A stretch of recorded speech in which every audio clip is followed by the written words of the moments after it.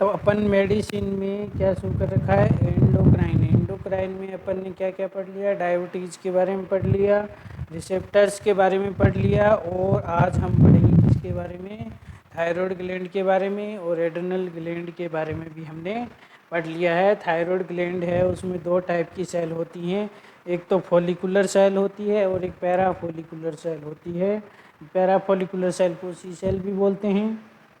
तो follicular cell होता है, उसमें टायरोग्लोबुलिन टीजी है, वो डिपॉजिट होती है किसमें, ल्यूमन में, कोलॉइड जिसे बोलते हैं। पैराफॉलिकुलर है, उसमें कैल्सिटोनिन निकलता है। कैल्सिटोनिन है वो क्या करता है, ओस्टियोक्लास्ट को क्या करता है, इनहिबिट करता है। तो ओस्टियोक्लास्ट को इनहिबिट करता है। ओस्टियोब्लास्ट होता है एक, तो ओस्टियोब्लास्ट होता है वो तो बोन फॉर्मेशन का काम करता है। ओस्टियोक्लास्ट है वो बोन को क्या करता है, तोड़ता है। तो ओस्टियोक्लास्ट को क्या करता है, इनहिबिट करता है, तो बोन को क्या करता है, ये बचाता है और बोन रीअब्जॉर्प्शन को कम करता है। कैल्शियम एंड फॉस्फोरस है वो बोन में तो क्या होंगे, बराबर होंगे, लेकिन सीरम में कैल्शियम और सीरम फॉस्फेट है वो क्या हो जाएंगी, कम हो जाएंगी, क्योंकि इसमें बोन टूट नहीं रही है। जो तोड़ता है वो कौन होता है, ओस्टियोक्लास्ट, जो बोन को तोड़ता है। ओस्टियोब्लास्ट है वो बोन को जोड़ता है। फिर अपन पढ़ेंगे T4 के बारे में, थायराइड थायरोक्सिन T4 सिंथेसिस। तो ये अपने पास क्या है, फॉलिकुलर सेल है, ये कोलॉइड है जिसमें थायरोग्लोबुलिन डिपॉजिट है। ब्लड के द्वारा कौन आएगा, सोडियम और आयोडीन आएंगे। तो यहाँ पे सोडियम आयोडाइड चैनल होते हैं, उसके द्वारा सोडियम आयोडीन अंदर प्रवेश करते हैं। इसके जो सेल हैं इसके अंदर, ये जो सी सेल हैं, ये कौन सी सेल है, सी सेल है, ये क्या है, सी सेल है। सी सेल में आता है, सी सेल से कोलॉइड में कौन जाता है, आयोडीन ही जाता है, सोडियम नहीं जाता है।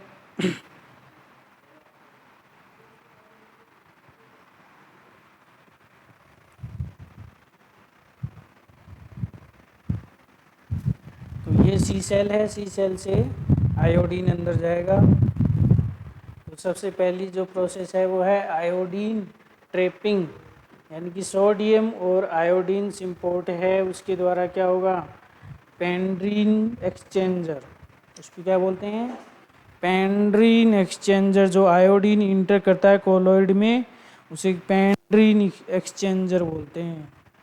आयोडीन जो देखो ये जो इंटर कर रहा है ना यहाँ पे, ये वाला पार्ट, ये आयोडीन इसके अंदर इंटर करता है, इसको बोलते हैं पेंड्रीन एक्सचेंजर। और सोडियम आयोडीन सिम्पोर्ट ये वाला है, ठीक है। फिर है ऑक्सीडेशन, जो आयोडीन और आयोडीन है वो मिलके क्या बनाते हैं, I2। आयोडीन TPO की उपस्थिति में थायराइड पेरोक्सीडेज की उपस्थिति में क्या बनता है, आयोडीन बनता है। ये ऑक्सीडेशन हो गया इसका। फिर होगा कॉन्जुगेशन, क्या होगा, कॉन्जुगेशन। कॉन्जुगेशन में आयोडीन है वो थायरोसिन के साथ क्या करेगा, रिएक्शन करेगा, थायरोग्लोबुलिन थायरोक्सिन और थायरोग्लोबुलिन के साथ रिएक्शन करेगा। फिर ये रिएक्शन TPO की उपस्थिति में क्या बन जाएगा, मोनो और डाई आयोडीन थायरोक्सिन बन जाएगा। मोनो आयोडोटायरोसिन और डाई आयोडोटायरोसिन बन जाएगा। क्या बन जाएगा, मोनो आयोडीन टायरोसिन और डाई आयोडोटायरोसिन बन जाएगा। मोनो आयोडोटायरोसिन और डाई आयोडोटायरोसिन बन जाएगा। आयोडीन प्लस टायरोसिन और कौन सी ग्लोबुलिन है ये,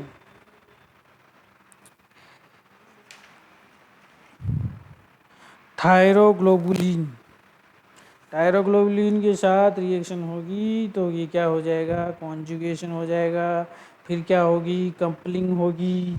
कपलिंग के अंदर क्या होगा, मोनो और डाई दोनों मिलके क्या बना देंगे, T3 बना देंगे। और डाई डाई मिलके क्या बना देंगे, T4 बना देंगे। क्या बना देंगे, T4 बना देंगे। तो ये था अपना कितनी प्रकार की विधि। T4 सिंथेसिस देख लिया आपने, T3 और T4 का सिंथेसिस कैसे होता है। सबसे पहले क्या होता है, ब्लड से सोडियम और आयोडीन है वो सी सेल में प्रवेश करते हैं। फिर उससे ल्यूमन कोलॉइड जो TG है, थायरोग्लोबुलिन है, उसके अंदर आयोडीन जाता है। और आयोडीन आयोडीन रिएक्शन करके क्या बना देते हैं, आयोडो आयोडो रिएक्शन करके आयोडीन बना देते हैं, I2 बन जाता है।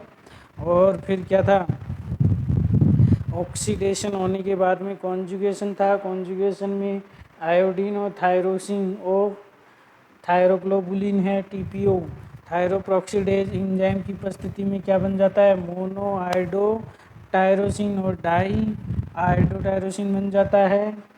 और फिर मोनो आयोडो टायरोसिन और डाई आयोडो टायरोसिन है मिलके क्या बना देते हैं, T3 बना देते हैं। डाई डाई मिलके क्या बना देंगे, T4 बना देंगे। ये कपलिंग रिएक्शन कहलाएगी। चार हैं, चार चीज़ें हैं इसमें। पहला तो है आयोडीन ट्रैपिंग। आयोडीन ट्रैपिंग तो वही था, फ्रॉम ब्लड से क्या करेगा, सोडियम और आयोडीन अंदर आएगा। और आयोडीन अकेला अंदर इंटर करेगा पेंड्रिन एक्सचेंजर से, ठीक है। दूसरी अपनी थी ऑक्सीडेशन, फिर अपना था कॉन्जुगेशन, फिर अपनी है कपलिंग। तो ये चार रिएक्शन हो गई। फिर है अपना T4 T3 के अंदर डिफरेंस क्या क्या है। तो T4 है वो तो आउट होता है सेल से बाहर, और T3 है वो इन होता है सेल के अंदर। तो जो T4 होता है वो कन्वर्ट हो जाता है T3 में। किस में कन्वर्ट हो जाता है, T3 में कन्वर्ट हो जाता है T4। T4 कन्वर्ट होगा T3 में। और फिर एक्टिविटी देखनी है दोनों की, तो क्या होगी, T4 की एक्टिविटी तो क्या होगी, कम होगी। लेकिन इसकी क्या होगी, T3 की ज़्यादा होगी। 5 टाइम मोर एक्टिव होता है ये। सबसे ज़्यादा किसकी होती है, T4। ये क्या हुआ,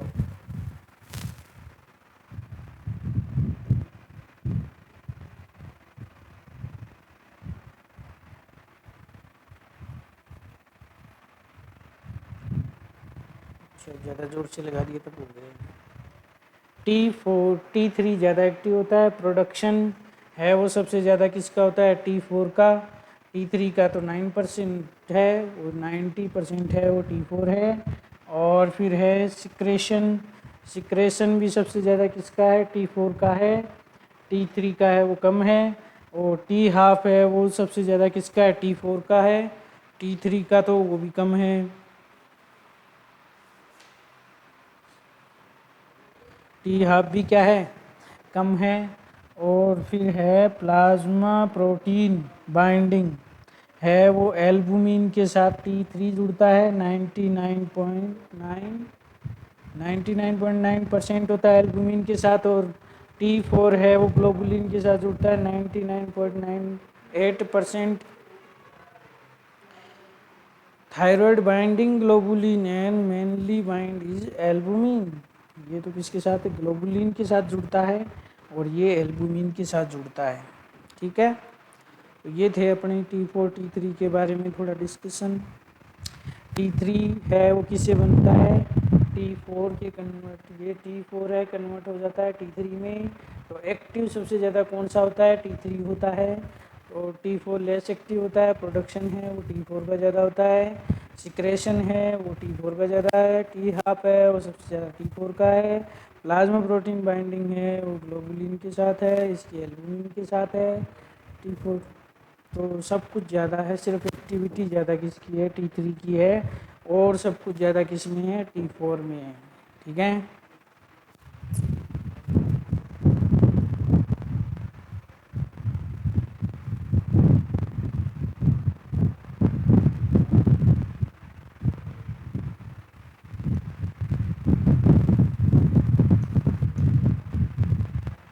बात करेंगे अपन हाइपरथायरॉयडिज्म और हाइपोथायरॉयडिज्म की बात करेंगे। किसकी बात करेंगे? हाइपो और हाइपरथायरॉयडिज्म की। तो हाइपरथायरॉयडिज्म है, उसमें जो बीएमआर है वो क्या होगी? सबसे ज़्यादा होगी। हाइपर वाला हमेशा हाइपर रहता है, हाइपो वाला हमेशा हाइपो ही रहता है। यानी कि जो बीएमआर है वो सबसे ज़्यादा किसकी है? हाइपर वाले की है, हाइपो वाले की कम होती है। और एनर्जी डिमांड है वो सबसे ज़्यादा किस में होगी? जो हाइपर है उसमें ही एनर्जी डिमांड ज़्यादा होगी और हाइपो वाले पेशेंट में कम होगी। फिर है एपेटाइट, यानी कि भूख किसको ज़्यादा लगेगी? भूख भी उसी को ज़्यादा लगेगी जो हाइपर है। हाइपो है उसको भूख कम लगेगी। और जीआईटी मूवमेंट इंक्रीज किस में होंगे? डायरिया हाइपर वाले में होगा। हाइपर वाला बार बार जाएगा, हाइपो वाला बार बार नहीं जाएगा। तो हाइपोथायरॉयडिज्म में क्या होगा? कॉन्स्टिपेशन। हाइपोथायरॉयडिज्म में कॉन्स्टिपेशन होगा। हाइपर वाले में क्या होगा? डायरिया। और ब्लड ग्लूकोज है वो किस में ज़्यादा होगी? हाइपरग्लाइसीमिया होगा। किस में? हाइपर वाले में। हाइपो में हाइपोग्लाइसीमिया हो जाएगा। कोई बड़ी बात नहीं है, ये तो आराम से याद कर सकते हो आप। हाइपर वाले में सब कुछ हाइपर है और हाइपो वाले में सब कुछ हाइपो है। ठीक है, सिर्फ ये डायरिया और कॉन्स्टिपेशन है, ये याद रखना। यहाँ पे क्या होता है? कॉन्स्टिपेशन होता है, इसमें क्या होता है? डायरिया होता है। हाइपर वाले में डायरिया होता है। फिर है ग्लाइकोलाइसिस। ग्लाइकोलाइसिस है वो हाइपर में क्या होगा? ज़्यादा होगा, हाइपो में कम होगा। और लिपिड, लिपिड के बारे में, लिपिड सबसे ज़्यादा यूज किस में होता है? हाइपर वाले में होता है। हाइपो वाला ज़्यादा लिपिड यूज नहीं करता है। ग्लाइकोजिनोलाइसिस, ग्लाइकोजिनोलाइसिस भी सबसे ज़्यादा किस में होगा? हाइपर में होगा। ग्लूकोनियोजेनेसिस भी किस में होगा? हाइपर वाले में होगा। ये दोनों क्या करते हैं? मेक ग्लूकोज, दोनों ग्लूकोज बनाते हैं, इसलिए ग्लूकोज की सबसे ज़्यादा ज़रूरत किस में होती है? हाइपर वाले में होती है, हाइपो वाले में कम होती है। तो ग्लूकोज, ग्लूकोनियोजेनेसिस और ग्लाइकोजिनोलाइसिस ये दोनों ज़्यादा किस में होंगे? हाइपर वाले में। हाइपो वाले में क्या होंगे? कम होंगे। प्रोटीन की बात की जाए तो प्रोटीन है वो हाइपर वाले में क्या होगी? Breakdown, skeletal muscles wasting, thin skin, osteoporosis. Osteoporosis भी देखने को मिल सकता है क्योंकि प्रोटीन क्या होगी? ब्रेकडाउन, इसलिए स्केलेटल मसल वेस्टिंग और थिन स्किन और ऑस्टियोपोरोसिस है वो किसके साथ देखने को मिलेंगे? किस में देखने को मिलेंगे? हाइपरथायरॉयडिज्म वाले में। और इधर क्या होगा? कोई प्रोटीन का ब्रेकडाउन नहीं होगा हाइपो वाले में। मिक्सोइडिमा दिखाई देगा, थिन हेयर दिखाई देंगी, ये सब होंगे हाइपोथायरॉयडिज्म वाले में। क्या होंगे? हाइपोथायरॉयडिज्म वाले में। तो एक बार फिर से बता देते हैं हाइपो और हाइपर में क्या क्या डिफरेंस है। तो बीएमआर है सबसे ज़्यादा किस में होगी? हाइपर वाले में, हाइपो वाले में कम होगी। जो भी नाम लो वो सब क्या ज़्यादा है? हाइपर वाले में ही ज़्यादा है, हाइपो वाले में कुछ ज़्यादा मिला ही नहीं अभी तक, है ना। तो सब कुछ किस में ज़्यादा है? हाइपर वाले में ज़्यादा है। तो वही याद कर लो जो चीज़ें अपने को याद करनी है। एक तो जीआईटी मूवमेंट में याद कर लो, हाइपर वाले के साथ डायरिया होगा और हाइपो वाले के साथ कॉन्स्टिपेशन होगा। और ये प्रोटीन वाला याद कर लो, breakdown, skeletal muscle wasting, thin skin, osteoporosis भी हाइपरथायरॉयडिज्म के साथ देखने को मिलता है। हाइपोथायरॉयडिज्म में मिक्स एडिमा और थिन हेयर देखने को मिलते हैं। और भी कुछ देखने को मिलता है हाइपो हाइपर हाइपर हाँ, वेट की बात की जाए तो हाइपर में क्या होगा? वेट लॉस होगा। हाइपो वाले में क्या होगा? वेट गेन होगा। तो जो हाइपर होता है वो एकदम फिट आदमी होता है, उसमें वेट गेन नहीं होता है, मोटा नहीं होता है। हाइपो वाले में वेट गेन होता है, खाता कम है लेकिन मोटा है। ये खाता कम, ये तो खाता ज़्यादा है लेकिन मोटा नहीं है। इसमें उल्टा है। हीट प्रोडक्शन, इसमें क्या होगा? हीट इसको तो कोल्ड लगेगी, हीट बहुत ज़्यादा लगेगी इसको बाई थर्मोजेनिक अनकपल्ड एक्शन। इसमें स्वेटिंग ज़्यादा होगी, यानी कि ठंड में भी क्या होगी, इसको हीट लगेगी, और इसको कोल्ड में मतलब हीट में भी सर्दी लगेगी, यानी कि गर्म स्थान पे भी इसको क्या लगेगी, ठंडी लगेगी हाइपो वाले को। गर्मी के दिनों में भी ठंड लगेगी। तो वो कौन सा है, हाइपोथायरॉयडिज्म। क्या है, हाइपोथायरॉयडिज्म में गर्मी में भी ठंड लगती है, और हाइपर वाले को गर्मी में सॉरी सर्दी में भी गर्मी लगती है। तो इसमें स्वेटिंग ज़्यादा आएगी हाइपो वाले में, पसीना ज़्यादा आएगा, हार्ट की जितनी भी एक्टिविटी है, हार्ट रेट, बीपी, सब कौन से की बढ़ेंगी, हाइपरथायरॉयडिज्म वाले की बढ़ेंगी। हाइपोथायरॉयडिज्म में हार्ट और बीपी और ये सब क्या होंगे, कम होंगे। ठीक है, सिंपैथेटिक हार्ट रेट के बारे में बता दिया गया है। हार्ट रेट, बीपी, ये सब क्या होंगे, कम होंगे किसमें, हाइपो वाले में। हाइपर वाले में क्या होंगे, ज़्यादा होंगे। हाइपर वाले में क्या होंगे, ज़्यादा होंगे।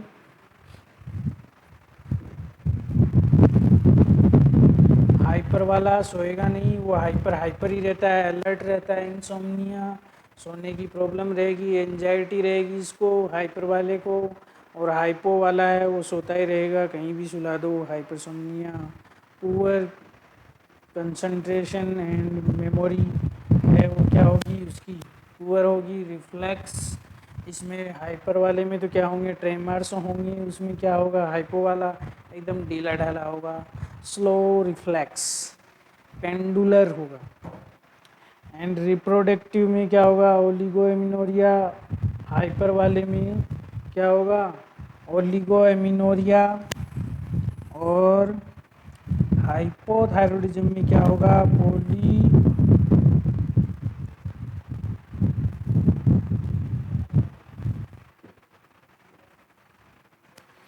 हाइपोथायरॉयडिज्म वाले में होगा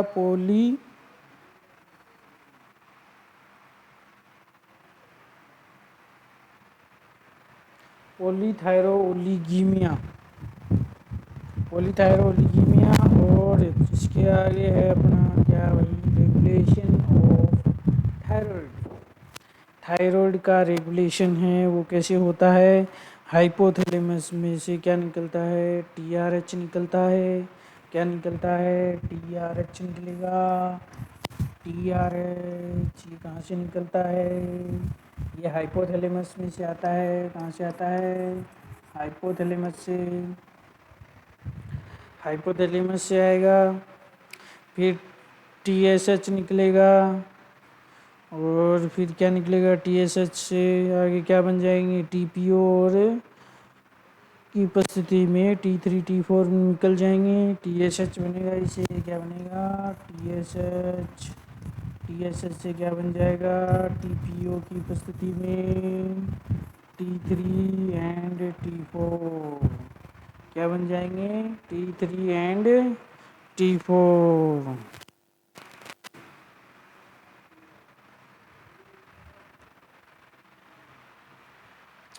और इसी से क्या जाएगा, नेगेटिव फीडबैक जाएगा कि भैया बहुत सारा हो गया है, अब इनको क्या कर देंगे, negative feedback.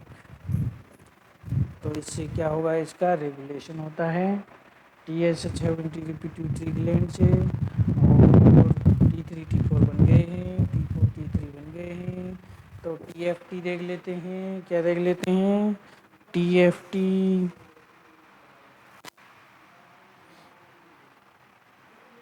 Thyroid function test देखने हैं अपने को। तो नॉर्मल टीएसएच है वो कितना होता है, 0.5 से 5 ml, 5 मिली वॉल्यूम पर लीटर। तो 0.5 से 5 होता है, ठीक है। तो टीएसएच है वो टी3 और टी4 को बनाता है, ये अभी अपन ने देखा। टी3 टी4 है वो टीएसएच को क्या करते हैं, कम करते हैं। तो आजकल उल्टा ज़माना आ गया है, जो जिसकी खाता है वो उसकी टांग खींचता है। तो TSH से तो क्या बन रहे थे, T3 T4 बना रहा था ये, इनको तो क्या कर रहा है, बढ़ा रहा है दोनों को। लेकिन ये दोनों मिलके क्या कर रहे हैं, इसकी टंग खींच रहे हैं, इसको कम कर रहे हैं, यानी कि TSH को क्या कर रहे हैं, कम कर रहे हैं। TSH है वो T3 और T4 को बढ़ाता है। थायराइड फंक्शन टेस्ट में अपन यही देखते हैं, TSH की मात्रा देखते हैं, नॉर्मल 0.52 हाइप होती है, पर TSH से क्या बनता है, T3 T4 बनता है, लेकिन T3 T4 दोनों मिलके TSH को क्या करते हैं, कम करते हैं।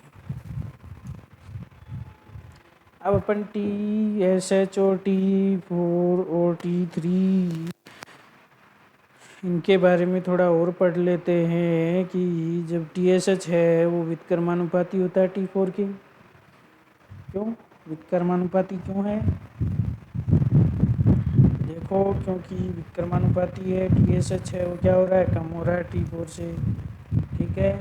तो TSH होगा तो वो क्या होगा,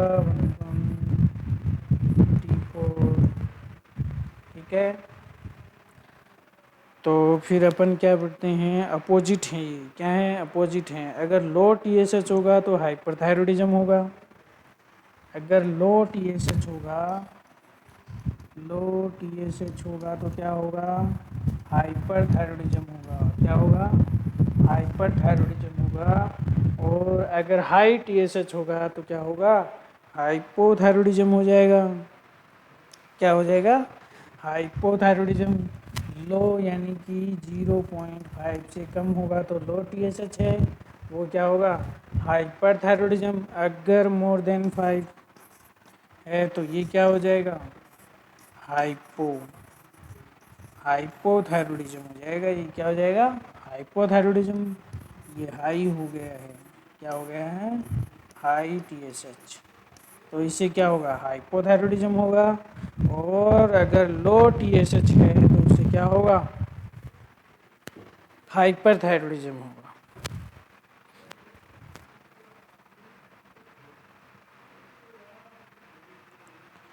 अगर सेकेंडरी डिसऑर्डर है, पिट्यूटरी डिजीज है, अगर सेकेंडरी डिसऑर्डर है, पिट्यूटरी डिजीज है, तो TSH समानुपाती क्या है,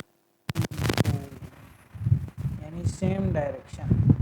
अब देखेंगे ये सारणी अपन, देखो यहाँ सबसे पहले इस सारणी में क्या दिया गया है आपको, TSH है वो क्या है, कम है, TSH क्या है, कम है, लेकिन T4 है वो क्या है, ज़्यादा है। लेकिन ये सेम डायरेक्शन में नहीं है, अपोजिट डायरेक्शन में है, तो ये क्या हो गया, प्राइमरी। और TSH क्या है, कम है, तो हाइपरथायरॉयडिज्म हो गया ये, ठीक है। प्राइमरी हाइपरथायरॉयडिज्म हो गया है क्योंकि TSH है वो कम है, T4 है वो क्या है, ज़्यादा है, यानी कि अपोजिट साइड में सेकेंडरी डिसऑर्डर पिट्यूटरी डिजीज। तो ये क्या होंगी, नहीं सेकेंडरी तो किस में होता है, सेम साइड में होता है, लेकिन प्राइमरी है वो क्या है, अपोजिट साइड में, तो ये दोनों अपोजिट साइड में, तो प्राइमरी हो जाएगा। और TSH का लेवल है वो कम हो रहा है तो हाइपरथायरॉयडिज्म हो जाएगा। डायग्नोसिस हो चुका है पेशेंट का, क्या हो गया, डायग्नोसिस हो गया कि प्राइमरी हाइपरथायरॉयडिज्म है। अब प्राइमरी हाइपरथायरॉयडिज्म के एग्जांपल हैं वो हैं, ग्रेव्स डिजीज है, क्या है, ग्रेव्स डिजीज है, या मल्टी नोडुलर गोइटर भी है, मल्टी नोडुलर गोइटर है, शॉर्टकट में MNG बोलते हैं। तो अगर विपरीत दिशा में है, TSH कम है तो क्या होता है TSH कम होगा तो हाइपरथायरॉयडिज्म होता है, TSH ज़्यादा होता है तो क्या होता है, हाइपोथायरॉयडिज्म होता है। कम कितने से कम होगा, 0.5 से कम होगा, ज़्यादा किससे ज़्यादा होगा, 5 से ज़्यादा होगा। तो यहाँ पे क्या है, कम है तो हाइपरथायरॉयडिज्म हो जाएगा। तीर विपरीत दिशा में है तो क्या हो जाएगा, प्राइमरी। और इसके एग्जाम्पल क्या है, ग्रेव्स डिजीज और मल्टी नोडुलर गोइटर। और फिर है अपने पास की TSH भी ज़्यादा है और T4 भी ज़्यादा है, TSH भी ज़्यादा है और T4 भी ज़्यादा है, दोनों ही ज़्यादा हैं और सेम साइड में है, तो क्या होगा, सेकेंडरी। और TSH ज़्यादा है तो क्या होगा TSH ज़्यादा है, T4 भी ज़्यादा है, तो क्या हो जाएगा, हाइपरथायरॉयडिज्म।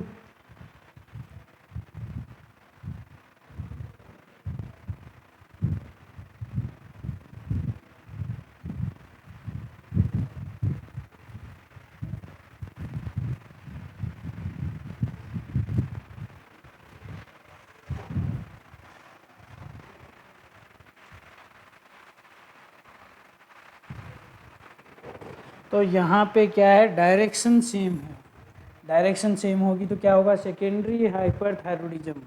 T4 को देखना है अपने को, T4 बढ़ा हुआ है तो क्या है, हाइपर है, और घटा हुआ होगा तो क्या होगा, हाइपो होगा। तो TSH को भी छोड़ दीजिए आप, तो TSH में कुछ नहीं देखना है, सिर्फ अपने को ये देखना है अपोजिट है तो क्या होगा, प्राइमरी होगा, और डायरेक्शन सेम है तो क्या होगा, सेकेंडरी होगा। तो डायरेक्शन सेम है तो क्या होगा, सेकेंडरी होगा। तो ये देखो ये दोनों सेकेंडरी हैं। और T4 अगर इंक्रीज होगा तो क्या होगा, हाइपरथायरॉयडिज्म होगा, और T4 अगर कम होगा तो हाइपोथायरॉयडिज्म होगा। ठीक है, T4 के हिसाब से देखेंगे इसमें, और T4 है वो भी ज़्यादा है और सेम डायरेक्शन है तो सेकेंडरी हाइपरथायरॉयडिज्म है। और इसके एग्जांपल हैं pituitary adenoma, make TSH, pituitary adenoma, make TSH, pituitary में प्रॉब्लम है, सेकेंडरी हाइपर। ठीक है, जो प्राइमरी होते हैं वो थायराइड ग्लैंड में दिक्कत होती है। तो प्राइमरी में हाइपरथायरॉयडिज्म, ग्रेव्स डिजीज और मल्टीनोडुलर गोइटर है, वो दोनों किस में है, थायराइड ग्लैंड में प्रॉब्लम है। और फिर क्या है, अपोजिट डायरेक्शन में है तो सेकेंडरी, सेम साइड में है तो सेकेंडरी हाइपरथायरॉयडिज्म। सेकेंडरी हाइपरथायरॉयडिज्म के एग्जांपल क्या क्या हैं, pituitary adenoma, make TSH, and direction भी सेम है दोबारा, T4 और TSH की डायरेक्शन क्या है, सेम है, तो इसको क्या बोलते हैं, सेकेंडरी हाइपोथायरॉयडिज्म। क्योंकि T4 है वो क्या हो गया, कम हो गया है, T4 कम हो गया है तो यहाँ पे हाइपो आ गया, तो सेकेंडरी हाइपोथायरॉयडिज्म। पिट्यूटरी में क्या है, लीजन, पिट्यूटरी नेक्रोसिस हो चुका है। और ये किस में देखने को मिलता है, सीहान सिंड्रोम में, किस में, सीहान सिंड्रोम में देखने को मिलता है। इसे क्या होता है, सीहान सिंड्रोम में क्या देखने को मिलता है, T4 और TSH दोनों कम होते हैं, उसे हम बोलते हैं, सेम साइड में होते हैं तो सेकेंडरी, और T4 है वो कम होता है इसलिए हाइपोथायरॉयडिज्म होता है। और हाइपोथायरॉयडिज्म का एग्जांपल क्या है, पिट्यूटरी लीजन या पिट्यूटरी में नेक्रोसिस, तो उसमें क्या हो जाता है, सीहान सिंड्रोम। और TSH है वो ज़्यादा है और T4 है वो कम है, अपोजिट साइड में, क्या है, अपोजिट साइड में है तो क्या होगा, प्राइमरी हाइपोथायरॉयडिज्म। क्योंकि T4 है वो कम है इसलिए हाइपोथायरॉयडिज्म। थायरोडाइटिस, आयोडीन डेफिशिएंसी, इसमें क्या होता है, थायरोडाइटिस में आयोडीन डेफिशिएंसी होती है, क्या होती है, थायरोडाइटिस और आयोडीन डेफिशिएंसी देखने को मिलती है प्राइमरी हाइपोथायरॉयडिज्म में। ठीक है, अब दोबारा देख लेते हैं एक बार। सबसे पहले अपन ने देखा कि डायरेक्शन देखनी है, अपोजिट है कि सेम डायरेक्शन है, अपोजिट होगी तो प्राइमरी होगा। और फिर देखना अपने को T4 ज़्यादा है कि कम है, तो T4 ज़्यादा होगा तो हाइपरथायरॉयडिज्म होगा, कम होगा तो हाइपोथायरॉयडिज्म होगा। तो पहले अपने देखा कि TSH है वो तो क्या है, कम है, T4 है वो ज़्यादा है, तो ये क्या हो गया, अपोजिट डायरेक्शन में है, अपोजिट डायरेक्शन में होंगे तो प्राइमरी हाइपरथायरॉयडिज्म हो जाएगा। और इसके एग्जांपल क्या होंगे, ग्रेव्स डिजीज और मल्टी नोडुलर गोइटर डिजीज। ठीक है, अगर सेम साइड में होंगे, TSH भी ज़्यादा है, T4 भी ज़्यादा है, सेम साइड में, तो सेकेंडरी हाइपरथायरॉयडिज्म होगा और पिट्यूटरी एडिनोमा होगा, मेक TSH, ये क्या बनाएंगे, TSH को बनाएंगे। अगर TSH भी कम है, T4 भी कम है, यानी कि सेम डायरेक्शन में है, तो सेकेंडरी हाइपोथायरॉयडिज्म, पिट्यूटरी लीजन और पिट्यूटरी नेक्रोसिस इन सीहान सिंड्रोम में देखने को मिलता है। और TSH ज़्यादा है, T4 क्या है अपोजिट साइड में है तो प्राइमरी, और हाइपोथायरॉयडिज्म तो थायरोडाइटिस या आयोडीन डेफिशिएंसी में ये देखने को मिलता है, प्राइमरी हाइपोथायरॉयडिज्म। ये इसके क्या थे, एग्जाम्पल थे। फिर अपन पढ़ेंगे RAIU, रेडियो आइसोटॉप के बारे में। किसके बारे में, रेडियो आइसोटॉप आयोडीन। अपटेक के बारे में पढ़ेंगे भैया। This is make is more activated in hot nodules and less activated cold nodules. जिन उत्तक में ये ज़्यादा जाता है वो हॉट नोड्यूल्स, जिनमें लो एक्टिविटी होती है वो कोल्ड नोड्यूल होता है। तो आइसोटोप यूज इज आइसोटोप 123, और एक कौन सा यूज करते हैं, आयोडीन 131।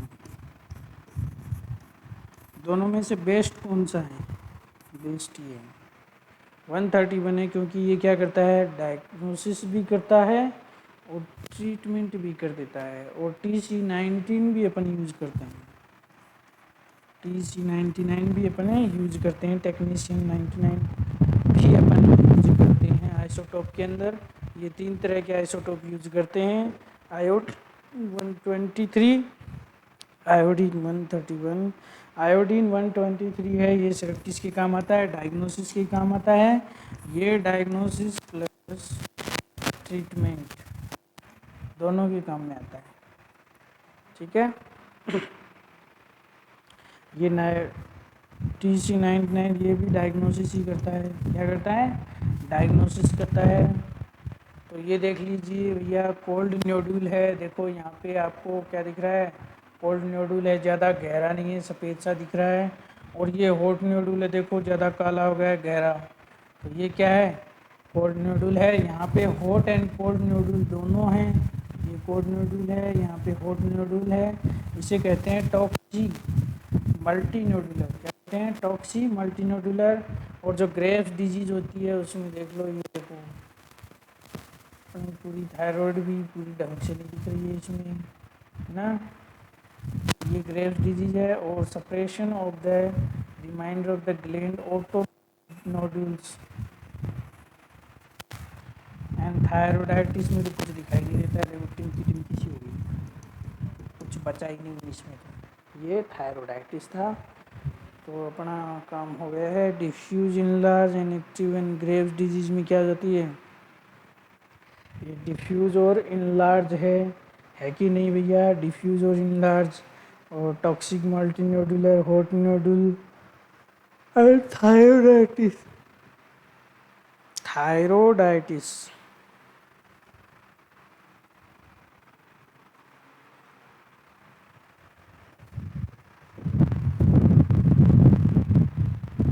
वो आइसोटोप, ये देखो ये किस में यूज करते हैं, डायग्नोसिस में यूज होता है। ये डायग्नोसिस प्लस ट्रीटमेंट में भी यूज होता है, और ये सिर्फ डायग्नोसिस में यूज होता है, TCM99, ठीक है।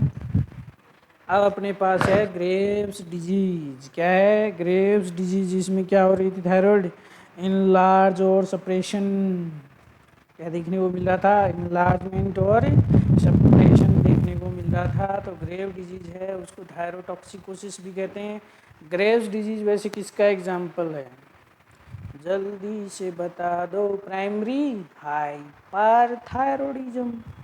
क्यों क्यों क्या होता है ग्रेव्स डिजीज में, TSH क्या होगा बेटा, TSH कम होगा, T4 क्या होगा, ज़्यादा होगा। तो क्या होगा, ये प्राइमरी और हाइपर थायरॉयडिज्म, ठीक है। क्यों, क्योंकि तीर है वो अपोजिट दिशा में जा रहे हैं। तो क्या होंगे, प्राइमरी होंगे, सेम दिशा में जाते हैं, वो क्या होते हैं, सेकेंडरी होते हैं। तो ये क्या जा रहे हैं, अपोजिट दिशा में जा रहे हैं। तो ये क्या है, प्राइमरी हाइपर थायरॉयडिज्म है। क्योंकि T4 है वो क्या हो रहा है, बढ़ रहा है, T4 है वो बढ़ रहा है। थायरोटॉक्सिकोसिस ये ऑटो इम्यून डिजीज होती है, HLA DR3 और B8 देखने को मिलते हैं इसमें। ऑटो एंटीबॉडीज होती है इसमें, जैसे कि ये लॉन्ग एक्टिंग थायरॉयड स्टिमुलेट, इसमें टाइप 2 हाइपर सेंसिटिविटी देखने को मिलती है, टाइप 2 हाइपर सेंसिटिविटी देखने को मिलती है। T3 T4 है वो दोनों क्या होंगे, इंक्रीज होंगे। एंटीरियर पिट्यूटरी में क्या होगा, इनहिबिशन की प्रक्रिया होगी। लॉन्ग एक्टिंग थायराइड स्टिमुलेटर्स देखने को मिलेगा और T3 T4 का प्रोडक्शन है वो ज़्यादा होगा और इनहिबिशन ऑफ एंटीरियर पिट्यूटरी, तो TSH है वो क्या हो जाएगा, कम हो जाएगा। TSH है वो क्या हो जाएगा, कम हो जाएगा। T4 T3 है वो बढ़ेंगे। पिट्यूटरी एंटीरियर पिट्यूटरी इनहिबिशन होगा तो TSH है वो कम हो जाएगा। तो ग्रेव्स डिजीज में पहले ही बता दिया T3 T4 वो क्या होंगे, T4 है वो इंक्रीज होगा, TSH है वो क्या होगा, डिक्रीज होगा। तो वो क्या था, प्राइमरी हाइपरथायरॉयडिज्म। और टाइप 2 हाइपर सेंसिटिविटी होती है ग्रेव्स डिजीज में, ठीक है। टाइप 2 हाइपर सेंसिटिविटी होती है। 5 भी होती है, किसी लंदन की जो गाइडलाइन आई थी उसमें टाइप 5 भी क्या होती है, हाइपर सेंसिटिविटी होती है। अगर 5 और सेकंड दोनों दी हों, 5 और सेकंड दोनों दी हों तो 5 को टिक कर दीजिएगा। लेकिन ऐसा होगा नहीं, क्योंकि या तो 2 देगा या 5 देगा, दोनों में से एक मिलेगी। तो दोनों हाइपर सेंसिटिविटी है वो किस में देखने को मिलती हैं, ग्रेव्स डिजीज में देखने को मिलती हैं। 5 और 2 हाइपर सेंसिटिविटी ग्रेव्स डिजीज में देखने को मिलती हैं। या तो 5 ज़्यादा होगी या सेकंड ज़्यादा होगी, ठीक है। नहीं सॉरी, ज़्यादा का कोई काम नहीं है, या तो 5 होगी या सेकंड होगी, तो दोनों में से एक ऑप्शन में होगा तो एक को आपको टिक करना है। दोनों ऑप्शन में हो तो 5 को टिक करिएगा। तो ये था अपना किसके बारे में, ग्रेव्स डिजीज के बारे में। फिर अपन देख लेते हैं इसमें क्लासिकल ट्रायड भी होता है। Classical triad in Graves disease is hyperthyroidism. पहले तो क्या है इसमें, हाइपरथायरॉयडिज्म ही होता है ना, प्राइमरी हाइपरथायरॉयडिज्म। और दूसरा है डर्मोपैथी, यानी कि स्किन की प्रॉब्लम होगी पेशेंट में, जैसे कि पेरिटिबियल मिक्स्ड एडिमा, हाइपर एल्यूमिनिक एसिड।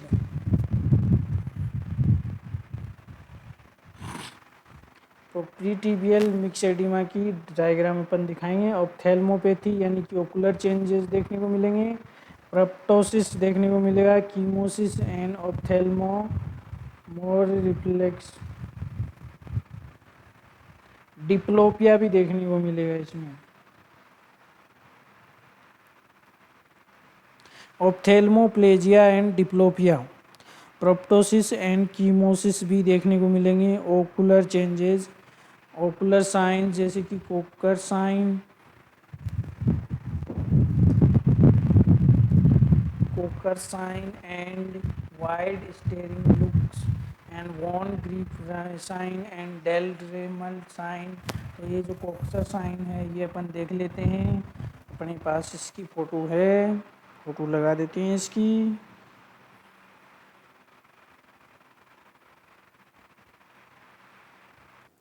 तो ये है अपना क्या, कोक्चर साइन। कौन सा साइन है, कोक्चर साइन। कोक्चर साइन, ये है अपना कोक्चर साइन। अब देखते हैं इसके बाद में अपन, जैसे ऐसे लग रहा है जैसे किसी बच्चे को डांट रही हुई है महिला, ऐसा नहीं लग रहा है इसमें, ये देखो कैसे आँख फाड़ रही है। ये है कोक्चर साइन। क्या साइन है ये, कोक्चर साइन। फिर देखते हैं ट्रीटमेंट, किसका ट्रीटमेंट देख रहे हैं, ग्रेव्स डिजीज का ट्रीटमेंट देख रहे हैं। क्लासिकल ट्रायड हम देख चुके हैं, हाइपरथायरॉयडिज्म, और क्या होता है, डर्मोपैथी और ऑप्थेल्मोपैथी। तो अब देख रहे हैं अपन ट्रीटमेंट। ओल्ड पेशेंट है, अगर उसकी उम्र अगर 45 साल से क्या है, ज़्यादा है, तो उसमें अपन क्या कर सकते हैं, सर्जरी करेंगे। क्या करेंगे, सर्जरी करेंगे। क्या करेंगे, सर्जरी करेंगे। अगर ओल्ड पेशेंट है मोर देन 45 ईयर्स ओल्ड तो अपन सर्जरी कर देंगे। यदि यंग एंड प्रेग्नेंट लेडीज है तो अपन एंटी थायराइड ड्रग्स है वो यूज करेंगे। एंटी थायराइड ड्रग्स जैसे कि TPU इनिबिटर्स बाई कार्बिमाजोल, जो कि क्या है कि प्रोड्रग्स है।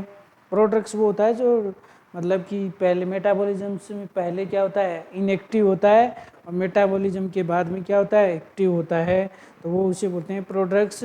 तो कार्बिमाजोल है वो एक क्या है, प्रोड्रग्स है, जिसका एक्टिव मेटाबोलाइज है वो है मिथिमाजोल। क्या है, methimazole. This is drug of choice for hyperthyroidism. क्या है, ड्रग ऑफ चॉइस किस में है, हाइपरथायरॉयडिज्म में ड्रग ऑफ चॉइस है।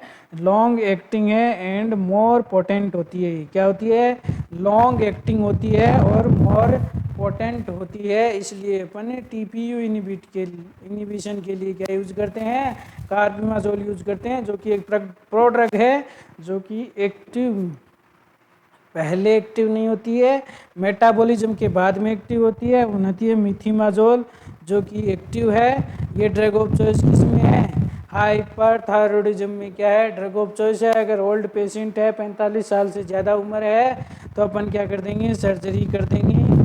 और यंग और प्रेग्नेंट लेडीज है तो एंटी थायराइड ड्रग्स देंगे, जिसमें टीपीओ इनिबिटर्स है, वो कार्बिमाजोल है, प्रोड्रग्स होती है मिथिमाजोल, जो कि ड्रग ऑफ चॉइस है हाइपरथायरॉयडिज्म में। दूसरा है अपना 5D iodinase inhibit by PTU, propylthiouracil. ये देखो एक अपन ने फार्मा में पढ़ा था कि पेरिफेरली T3 T4 में कन्वर्ट होता है, तो वो उसमें एक एंजाइम काम में आता है, 5D आयोडीनेज नाम का जो एंजाइम होता है वो काम में आता है। तो उसको इनिबिट कर देंगे, तो किसके द्वारा इनिबिट करेंगे इसको करेंगे पीटीयू के द्वारा, प्रोपाइल थायोयूरेसिल के द्वारा करेंगे। और ड्रग ऑफ चॉइस है फर्स्ट ट्राइमेस्टर में एंड थायराइड स्टोमा में, क्या, प्रोपाइल थायोयूरेसिल।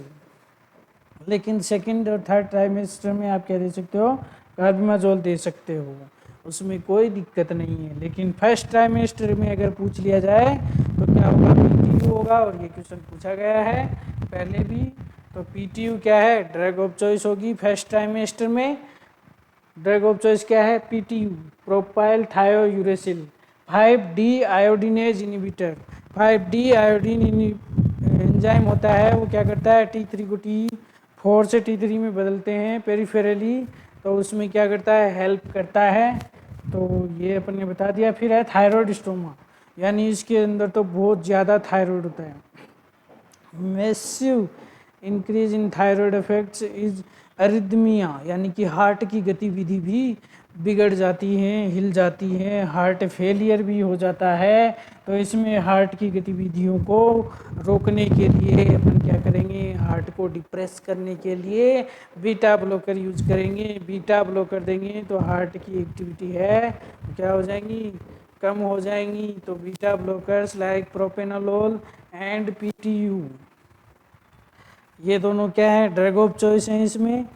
प्रोपेनोलोल एंड प्रोपाइल थायोयूरेसिल है, वो दोनों क्या हैं, ड्रग ऑफ चॉइस हैं। आल्सो आईवी हाइड्रोकोर्टिसोन है, वो भी दे सकते हैं। आईवी क्या देंगे, हाइड्रोकोर्टिसोन, आईवी हाइड्रोकोर्टिसोन देंगे। और अकेला ट्रीटमेंट पूछा जाए तो बीटा ब्लॉकर के साथ अपन क्या देते हैं, पीटीयू, प्रोपेनोलोल के साथ पीटीयू देंगे। क्या देंगे, पीटीयू देंगे। इसमें थायराइड स्टोमा में क्या होता है, मैसिव थायराइड होता है, यानी कि हार्ट रेट अरिदमी, तो हार्ट फेलियर भी हो सकता है इसके अंदर। तो इसके अंदर अपन देंगे बीटा ब्लॉकर, हार्ट को क्या करना है, डिप्रेस करना है, तो बीटा ब्लॉकर देंगे। तो ये हुआ अपना एक थायराइड स्टोम। फिर अगला अपन देखते हैं क्या है, वोल्फ चेकिंग ऑफ इफेक्ट। इसमें क्या होता है, आयोडीन इंक्रीज होता है, T3 और T4 है वो डिक्रीज होते हैं। अब है हाइपोथायरॉयडिज्म। हाइपोथायरॉयडिज्म मैंने अपन ने दो तरीके के देखा था। क्या क्या देखा था हाइपोथायरॉयडिज्म में, हाइपो के अंदर सबसे पहले तो ये बताना है T4 ज़्यादा होता है कि कम होता है। T4 ज़्यादा होता है हाइपो के अंदर, क्या होता है, T4 है वो क्या होगा, कम होगा, ज़्यादा नहीं होगा, कम होगा। T4 कम होगा। और TSH है वो क्या होगा, वो ज़्यादा भी हो सकता है और कम भी हो सकता है। तो हाइपोथायरॉयडिज्म में अगर T4 कम हो रहा है और TSH भी कम हो रहा है तो ये क्या कहलाएगा? Primary hypothyroidism. क्या कहलाएगा? Primary hypothyroidism. अगर TSH बढ़ रहा है और T4 कम हो रहा है, यानी कि अपोजिट साइड में ये क्या हो जाएगा? Secondary hypothyroidism. क्या हो जाएगा? सेकेंडरी हाइपोथायरॉयडिज्म हो जाएगा। तो अपन यहाँ किसकी बात कर रहे हैं? प्राइमरी हाइपोथायरॉयडिज्म की बात कर रहे हैं। प्राइमरी हाइपोथायरॉयडिज्म में क्या क्या एग्जाम्पल देखे थे अपन ने? थायरोडाइटिस और आयोडीन डेफिशिएंसी देखी थी। तो most common cause of hypothyroidism is thyroiditis and earlier iodine deficiency was most common cause था। Also drugs, anti thyroid drugs होती हैं, उनकी वजह से भी होता है। And food called as goitrogen, जैसे कि कैबेज जो पत्ता गोभी होती है अपनी, वो अगर आदमी ज़्यादा खाता है तो उससे भी क्या होता है? हाइपोथायरॉयडिज्म होता है, यानी कि आयोडीन की डेफिशिएंसी होती है। क्या होती है? आयोडीन की डेफिशिएंसी होती है। अब अपन बात करेंगे थायरोडाइटिस की। थायरोडाइटिस में most common cause thyroiditis is Hashimoto thyroiditis. Hashimoto thyroiditis में क्या होता है? ऑटो इम्यूनो डिजीज होता है। क्या होता है? ऑटो इम्यूनो डिजीज होता है। इसमें क्या होता है? HLA5 नहीं, HLA5 नहीं होगा, HLA-DR3 एंड 5 होगा। HLA-DR3 एंड 5 होगा। और anti TPU, anti thyroglobulin antibodies, जो कि मोस्ट स्पेसिफिक साइन है, और इसमें टाइप 2 हाइपर सेंसिटिविटी पाई जाती है। कौन सी पाई जाती है? टाइप 2 हाइपर सेंसिटिविटी पाई जाती है। और इसका जो पैथोलॉजिकल हॉलमार्क्स है वो क्या है? Hurthle cell. कौन सी सेल? हर्टल सेल है। कौन सी सेल है? Hurthle cell. पैथोलॉजिकल हॉलमार्क है ये। पैथोलॉजिकल हॉलमार्क है वो क्या है? हर्टल सेल देखने को मिलेंगी आपको। हर्टल सेल की पीपीटी भी आपको दिखा देते हैं। हर्टल सेल, तो ये अपने पास जो है ये क्या है? हर्टल सेल है। ये क्या है? ये जो आपको दिख रही है ये हर्टल सेल हैं। तो हर्टल सेल ऐसी दिखती हैं जो अपने प्रीवियस में पढ़ा था। Hallmark of pathological Hurthle cell for Hashimoto. किसके लिए? हाशीमाटो के लिए। और ग्लैंड अगर डिस्ट्रॉय हो जाती है तो उसका ट्रीटमेंट क्या होगा? लिवोथायरोक्सिन। क्योंकि सबसे पहले ग्लैंड जब धीरे धीरे डिस्ट्रॉय होना शुरू करती है तो एक बार क्या होता है? हाइपरथायरॉयडिज्म होता है। हाइपरथायरॉयडिज्म होगा तो सारे हार्ट बीट वगैरह सब बढ़ेंगी। तो उसके लिए अपन ने ट्रीटमेंट क्या देते हैं? बीटा ब्लॉकर देते हैं, प्रोपेनोल। ठीक है, बीटा ब्लॉकर प्रोपेनोल देते हैं। फिर एकदम से डिस्ट्रॉय हो जाएगी ग्लैंड तो अपन क्या देंगे? लिवोथायरोक्सिन देंगे। और इसकी डोज है वो भी मेंटेन करनी है 1.6 माइक्रोग्राम kg पर डे। यानी कि 100 किलो का आदमी है, अगर वेट 100 किलो है तो उसको कितनी दोगे? 160 ग्राम kg पर डे। ठीक है, तो फिर आगे है अपना हर्टल सेल देख लिए अपन ने। अब है सब एक्यूट थायराइडाइटिस। इसका जो कोज है वो क्या है? वायरल है। क्या है? वायरस। वायरल होता है, और वायरल होगा तो क्या क्या होगा? फीवर भी होगी, शॉर्ट थॉट भी होंगे। ठीक है, यानी कि श्वसन से संबंधित प्रॉब्लम होंगी, सांस लेने में दिक्कत होगी, और destruction of the gland initially hyperthyroidism. क्या होगा? अगर ग्लैंड डिस्ट्रॉय होना शुरू हो जाएगी तो क्या होगा? हाइपरथायरॉयडिज्म होगा। पूरी तरीके से डिस्ट्रॉय हो जाएगी, देन हाइपोथायरॉयडिज्म। तो अपने को इसमें ट्रीटमेंट की ज़रूरत नहीं है। इट्स सेल्फ लिमिटिंग डिजीज है। एनसेड ऑन बी यूज, एनसेड यूज कर सकते हैं अपन इसमें। क्या यूज कर सकते हैं? एनसेड यूज कर सकते हैं।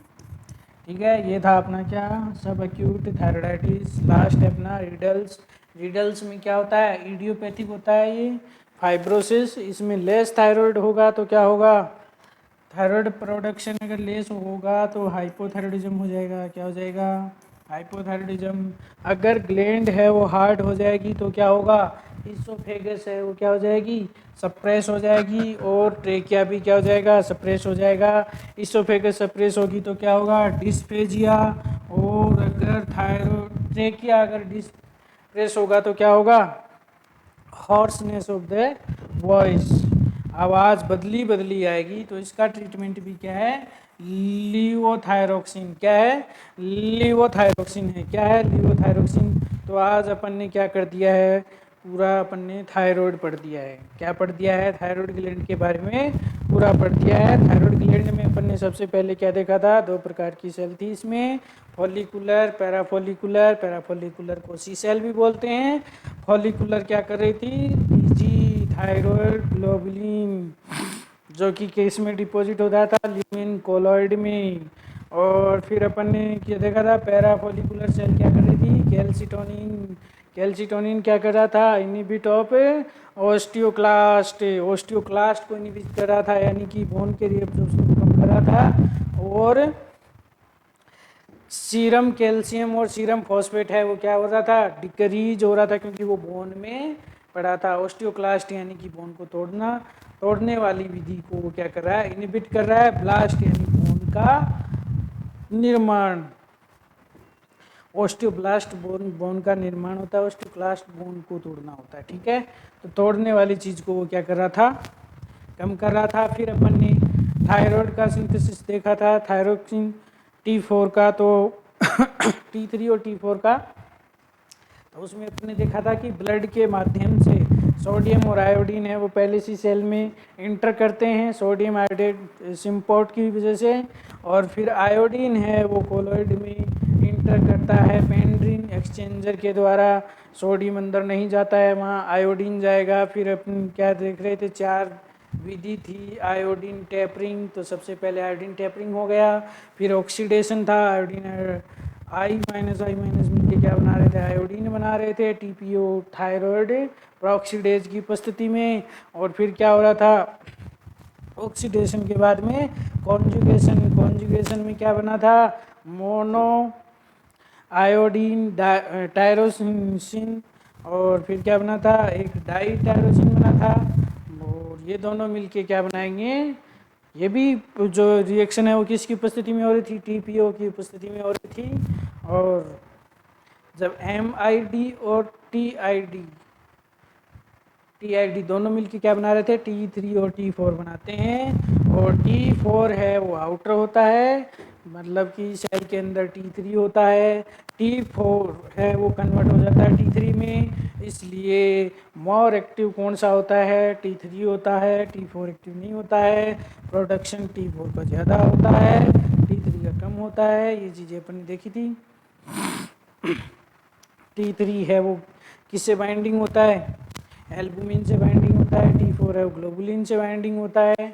और फिर अपन ने हाइपरथायरॉयडिज्म और हाइपोथायरॉयडिज्म के बारे में देखा था।